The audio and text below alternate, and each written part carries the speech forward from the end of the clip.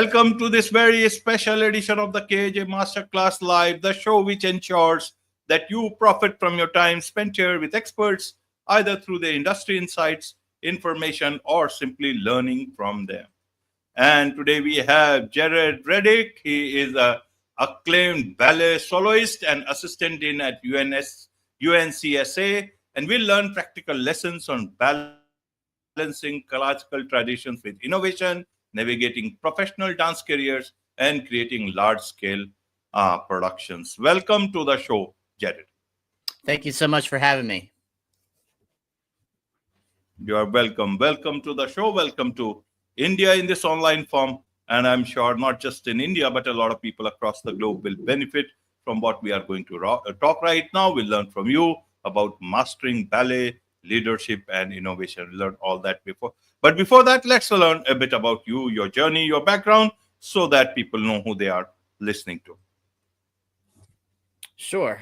So a little bit about me. I'm a first generation American, and I'm a third generation ballet dancer. So my grandmother and my mother, they escaped the Hungarian Revolution in 1956 to come over here to the United States. And my grandmother was a prima ballerina in the Hungarian National Ballet.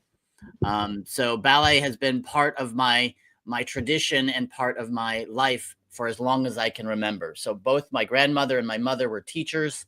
I grew up in the tradition of dance and ballet and went on to have a professional career for almost 20 years and then moved into teaching, which is what I do now. Teaching, coaching, mentoring young people, young artists, young and old artists, I should say. And that is where my path is right now.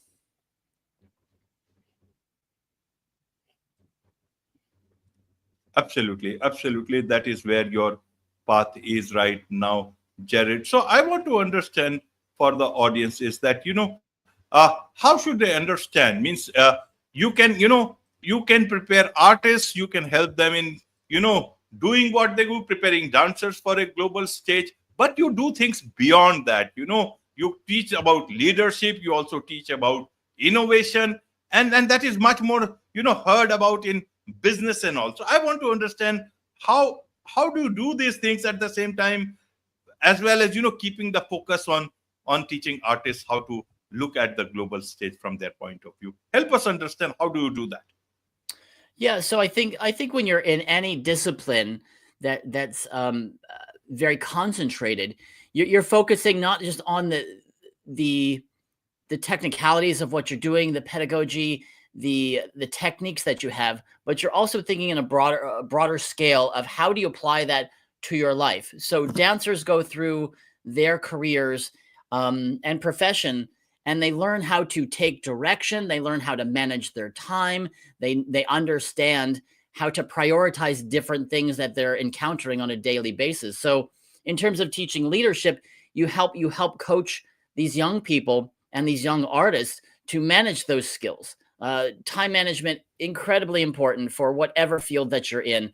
Leading people and taking direction, kind of two sides of the same coin, incredibly important when we're talking about how do you work with your peers? How do you work with people who are above you in terms of their age? They might be older, in a different position of power, and maybe younger people. So how do you lead people that you're working with? If you're a choreographer, you're working with a group of dancers. So you have to understand, how do you manage the room? How do you not just create dance, but how do you manage all the things that we consider soft skills? The communication. How is that communication flow happening effectively so that they can actually produce the work that they're working on, that they're trying to create?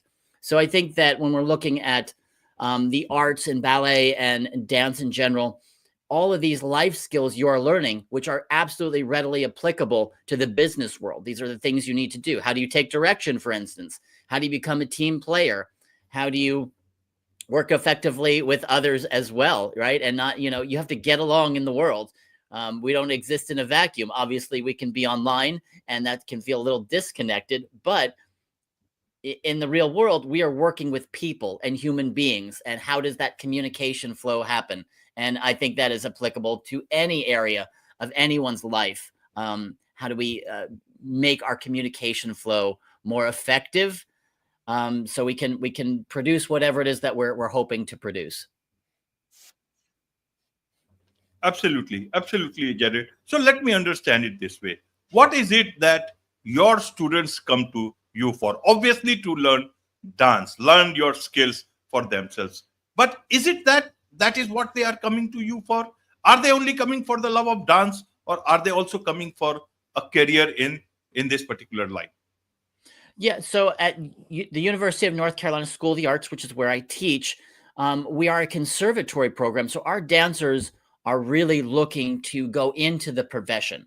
And even though that not all of our students will make the choice to go into the profession, they're still learning the training. They're learning at such a high level of of competency. So after they've come to us for 4 years, at the end of 4 years, they have such an incredibly solid base and understanding of the classical ballet form, but also contemporary works as well, contemporary dance as well. They'll have a wide variety and range of uh, dance possibilities once they leave us. A lot of them decide to move on to different career paths. They go, I've been dancing my whole life. I actually have different interests.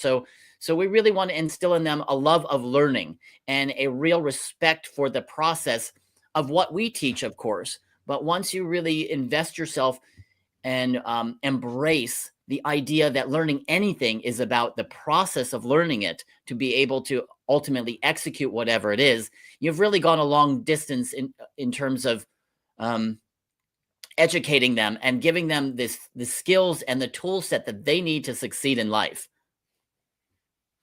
Absolutely. And for those people who want to, pursue the dance career professionally, what is it that you teach them? What is it that others who are looking at dance career should know from a professional like you? Because the whole world is changing. The way people are doing more things from home, going out less, looking at real life less, and much more of virtual life. So I want to understand, in that aspect, how do you see this whole profession of dance, the artistic capabilities of dance?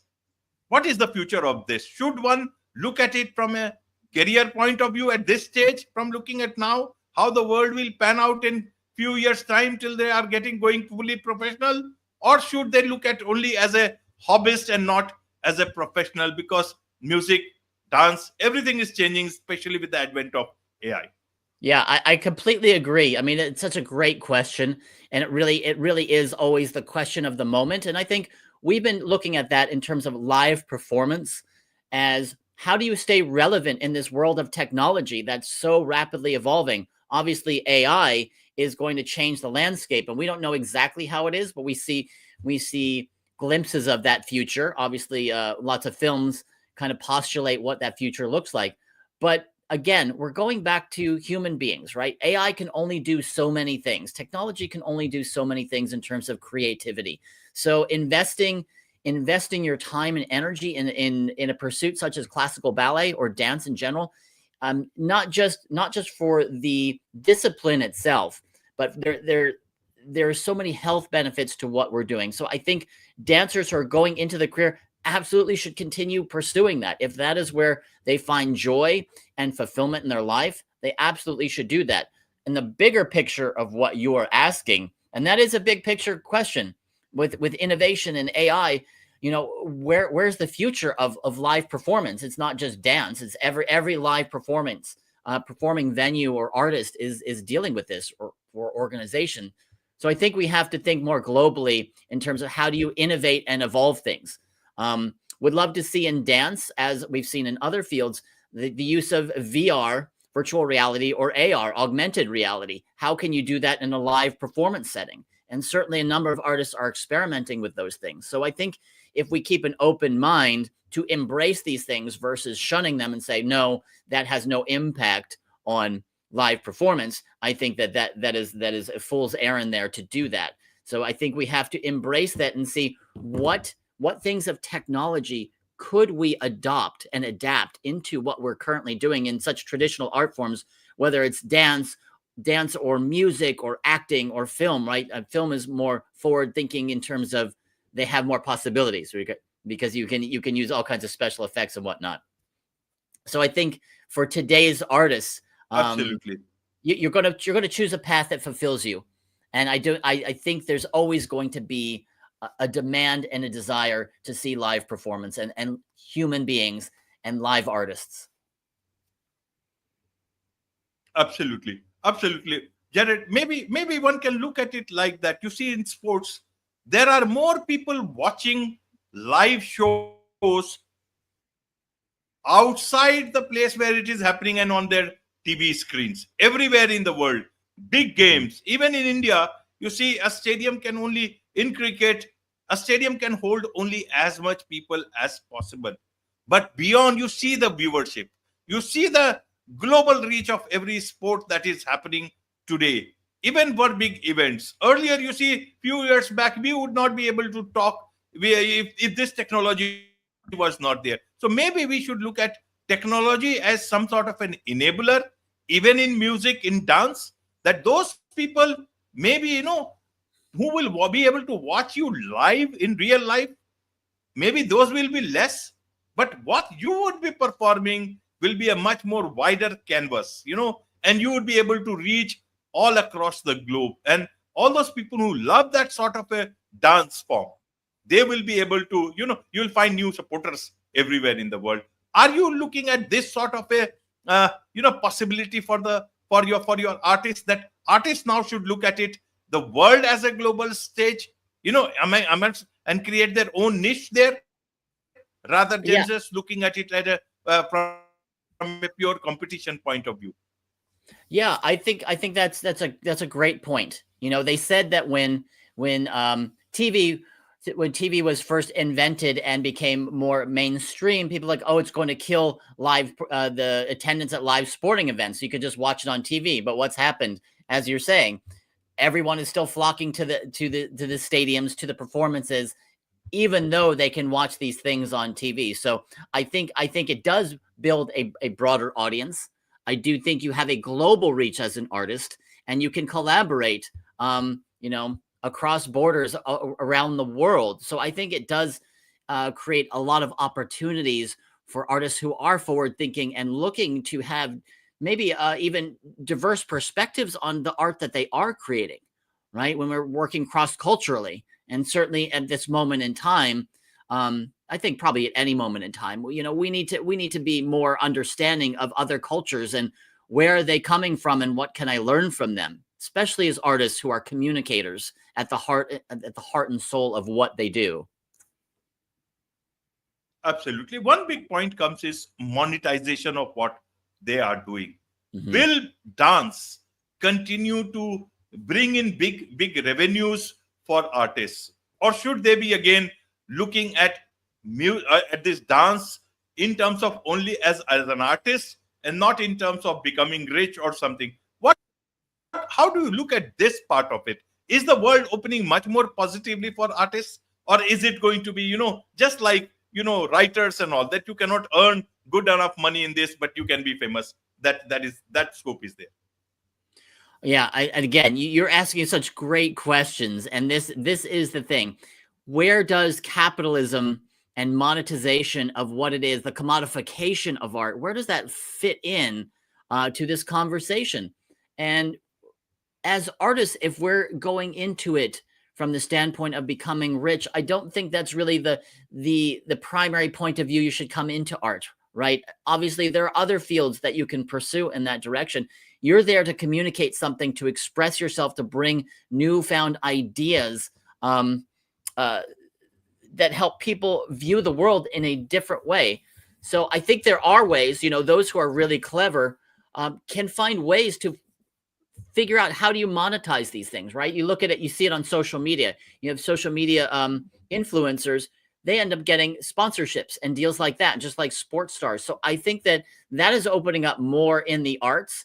In terms of artists, you see lots of like brand names are sponsoring dancers, for instance. So I think if you build up your own brand, your personal brand as an artist, you can do that. And then of course there are artists who absolutely, that is 1,000% what they do not want to do. They do not want to be making art for money. It's not about money. It's about expressing themselves and having their own authentic point of view. And so you add the financial piece into the equation, and it can feel like selling out and maybe compromising your own authentic voice. So I think it just depends on the individual artist and the goals. But I do think you do have to think about what does it mean to be an artist now in 2025 and the next 10, 20, 30 years? Where does that in terms of a profession and a career? And I think that those who are really passionate about it and are successful in it can find that monetary success as well. Absolutely, absolutely, Jared.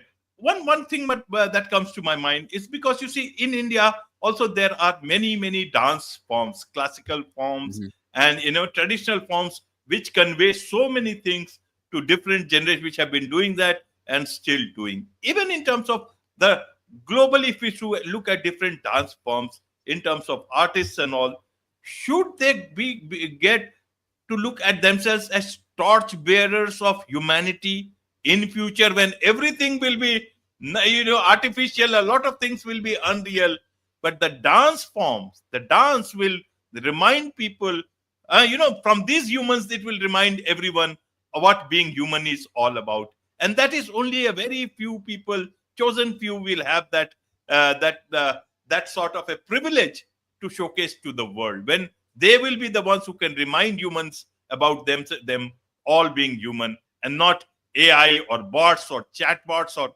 everything which will just we will be submerging ourselves in the future that is yet to unravel. How do you see this part of understanding for the artist just to be artists for the sake of humanity itself? Well, I think it's always going to be around. Dancing, just like walking or running, is such a natural part of the human experience. You turn on music for children, and you will see that they will start dancing when they're able to do that. That is just a natural part of the human condition. So I don't think it will be an exclusive thing. I think the health benefits and just the joy of doing it's always going to be around. And I don't think it'll become an exclusive thing, even with AI and the things that will be possible, in the future. So I totally hear you and understand, the idea of it becoming, I mean, that is a possible future, right? That it becomes such a thing for just the privileged few. But I don't think that that's the future that will actually come to pass. I think that people are we live and inhabit a body, and we want to be able to move and feel that physicality. It brings us joy. You can't go to a wedding without dancing, right? So it's always going to be there. And the more formalized forms, they're going to take it to the next level. But certainly, I think people will be dancing for years and years to come. So Absolutely, dancing for years and years to come. But what about professional dancers? How should they look at innovation in dance? Because everyone wants things, as per the trends, as per the new generation. People have to keep on innovating. How do they do that? How have you been doing in your own show, Nutcracker? You have kept it fresh for over the years. Help us understand this whole innovation part in whatever one does in dance. Well, I think in terms of innovation, we can look at it from a production standpoint. And obviously, if you're looking at bigger productions, how do we use lighting differently? How do we communicate to the audience a little bit differently? I do think using technology there is very helpful. The actual productions themselves, that is, there are different concerns there. Using different lighting, you could have used projection within the productions in that way. But in terms of innovating for individual artists, I think what I see is so many artists are branding themselves through social media, and they are really able to get their work out more readily and be known more easily now more than ever before. Because if you create a video, a reel on Instagram or TikTok or something, those could go viral. So and you see a lot of choreography that people are doing, and some of it is amateurish, but some of it's very high level in terms of that. So I think as artists, the innovation can be in how you are presenting yourself to the world, how you're reaching larger audiences. The forms themselves are going to continue to do what they're going to do, because there are techniques and there are methodologies that underlie what it is those classical art forms are in particular. But in terms of how we produce them, I think that how we produce them is where the innovation comes into that. And I think we can look at it very differently. You know, are we live streaming events? Are we doing, you know, you look at London, they at Covent Garden, for instance, they've got giant jumbotrons outside of the theater. So they have live show going on in the theater, and then you have the production is being streamed right outside. So I think we have different ways to innovate in that way. Absolutely. And one last question I want to ask. As an award-winning teacher and coach with a global reputation, how do you see this whole thing about dance education? Will it be only, confined to some places, or will it be, much more growing in strength and it will widen? Governments will adopt it much more. Other places will adopt it much more. It will gain currency. How does it look to you in the future? I think dance in higher education and as education in general, I believe it's going to continue to grow and flourish, because as we know more about what we're currently studying, dance science, and knowing more about the body, we find the health benefits of dancing. We find the health benefits of any form of exercise. And so when you kind of blend the idea of exercise and art in that way, which is really kind of the crossroads, the juxtaposition of the two things in dance, I think you find such positive things that come from dancing. So I think that will continue into higher education. There's so many dance programs here in the United States and abroad, of course, in Europe and beyond. So I think you're going to see dance continue to grow and find its place. How we enter that or look at it in a curriculum, that there are varied answers in terms of that. People might want to specialize. People might want to be more of a generalist. So I think there are lots of possibilities for how that could exist in education, higher education. Absolutely. Hopefully, that should be the future. That's the future I would be hoping for and look forward to that sort of a future, because of the health benefits that you talked about. So there's so much to learn about all those things from you, Jared, and I'm sure a lot of people would want to understand your perspective on dance, want to be associated with you, want to learn from you, want to be as positive as you about the future of dance education. So for all those, what's the best way for them to connect with you, Jared?